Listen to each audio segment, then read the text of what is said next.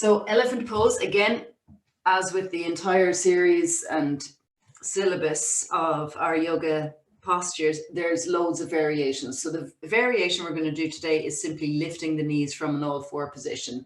So when we lift the knees, we're just hovering them off the floor just about 2 inches. The thighs are vertical. So have a look at your thighs, and if they're not perpendicular to the ground, just walk them forwards a little bit or back, depending on what you need. And we're holding here now for 5 long breaths. Squeeze the shoulder blades into the back. It's a very strong pose, so give yourself that support, good breathing, mental awareness, strong in the bandhas.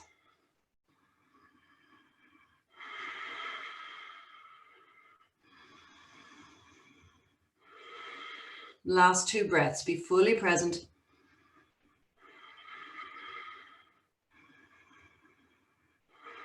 And then we'll pop back up into downward facing dog. Just keep the knees bent for now, just particularly if you haven't done your asana practice yet today. So just keep the knees bent so you're nice and fluid and spacious around the neck and the shoulders.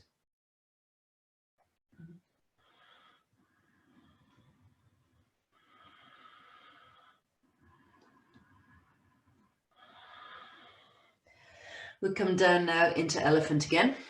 And we're just going to lift the right leg. Keep it bent, keep the foot dorsiflex. 3 breaths here. 1, 2, 3. Pressing back into 3-legged dog, extending both legs now. 3 breaths there. Keep the foot dorsiflexed.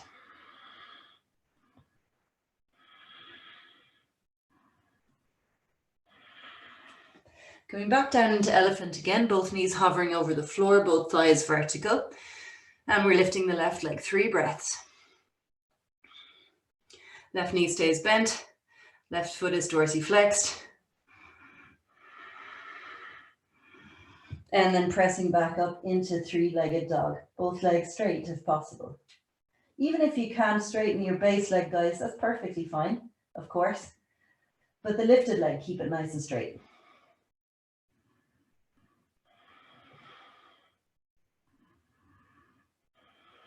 And then coming down, and we'll have a little rest in child's pose.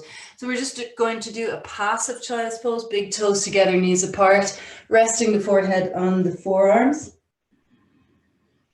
And just breathe easy there.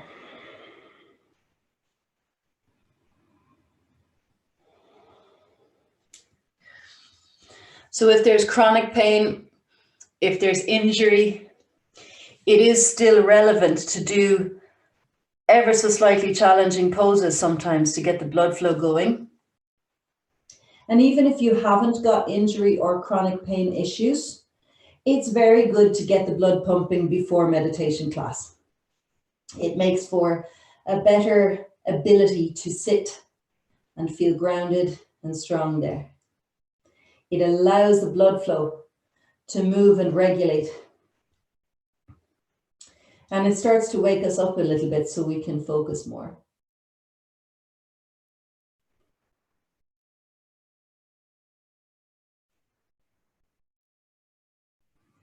We come back to all fours now, and we're just going to do just a few repetitions of that in sequence.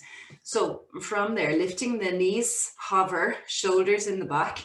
We're going to lift the right leg, push back into 3-legged dog, straight legs. Inhale there. Exhale, come forwards to hover, keeping the right leg off the floor. And then back in again, same side. Inhale to 3-legged dog. Exhale, 3-legged elephant. In with the breath now. Exhale.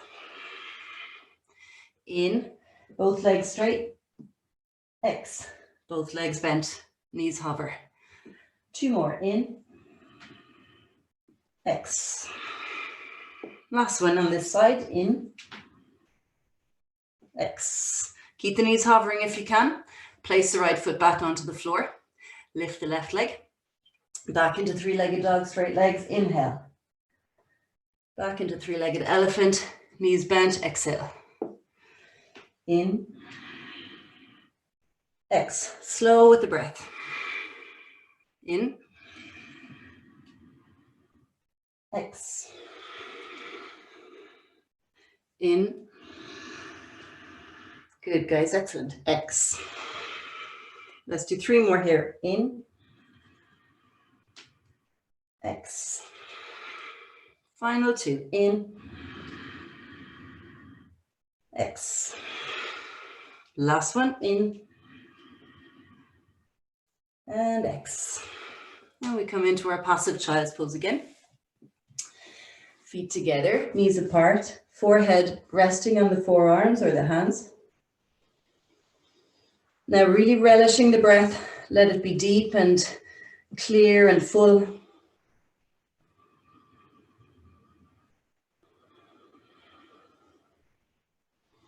Just think about real broadness across the upper back as you breathe in.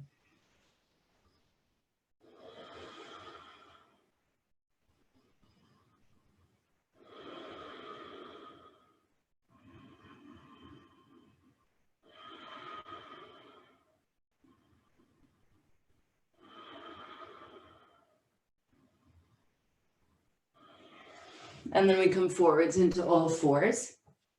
So we're going to extend, I'll mirror you, the right arm and the left leg behind. Just holding balance there. So I'm just going to show you that exact thing from the side. So you don't have to have the arm or the leg too high, just have the leg about hip height, have the arm about ear height. Draw the shoulder blades into the back and just breathing steady here. Push the ground with your left hand.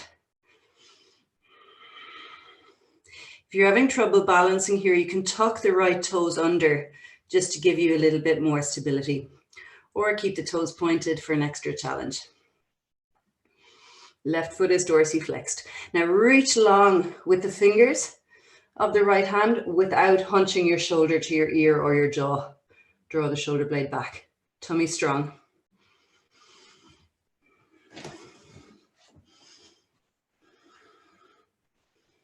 And from here, we're going to swim the limbs. So swimming your right arm all the way around to your hip, swinging the left leg around and then back to start position.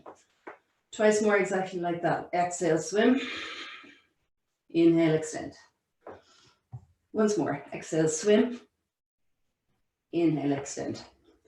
Other side. So extending, holding statically first.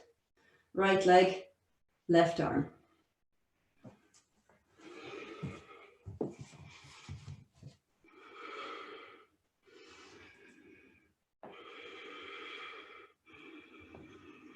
Make sure not to collapse the belly to the floor, and also keep your shoulder blades in your back. So you have to really work to give your upper arm back to your torso on the left side and really send almost like you're sliding the shoulder blade of the right side down the back.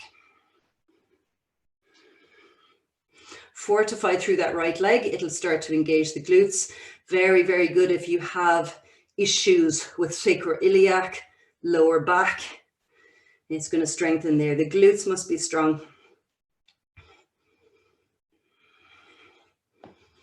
They are said to be, particularly gluteus maximus, the biggest muscles in the body, but for many of us, we're underdeveloped there, and it can be the root of a lot of issues.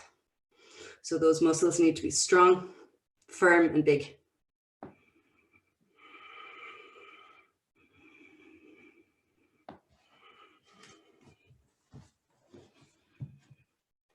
And then we swim, exhale, inhale, extend again. Twice more. Exhale, inhale, extend again. Last one, exhale. Inhale, extend, and resting in child's pose again.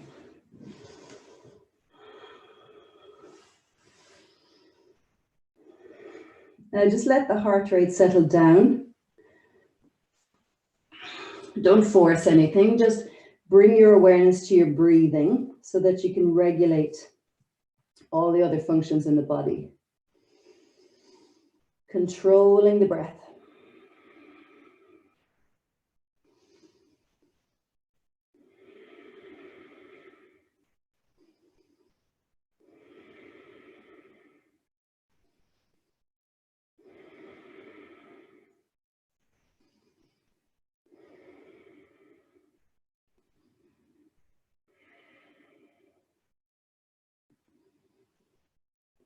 And for our final movement today, I'm going to give you two options. So if you have knee issues, do the first option. If your knees are okay, you can do the second. So I'll show you the first option first. That will be a seated position on the ground, hands behind you supporting, and you're just letting the knees windscreen wipe from side to side. If you have no issues in the knees, we're going to come into a squat position. So Malasana, the full squat, heels on the floor if possible. Take the hands to the ground. So if you're seated, hands on the ground behind you.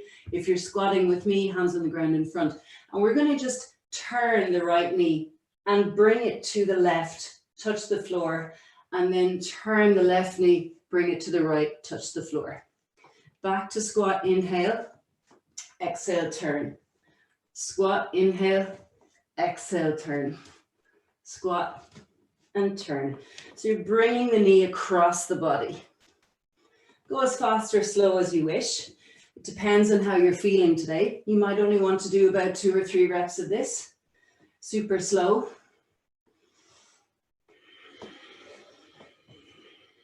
Or you can come with me and we'll do 5 more each side. X, in, 4 more, X, in, in. Final 3 each side. 2 more. 1 more each side. And then from there, we'll just counter, because there's a lot of bent knees there. So just counter in downward facing dog. Now, if you feel a little warmer, maybe those legs can straighten. If not, don't force it. And really control the breath now. Slow it down. Big, deep, long breath.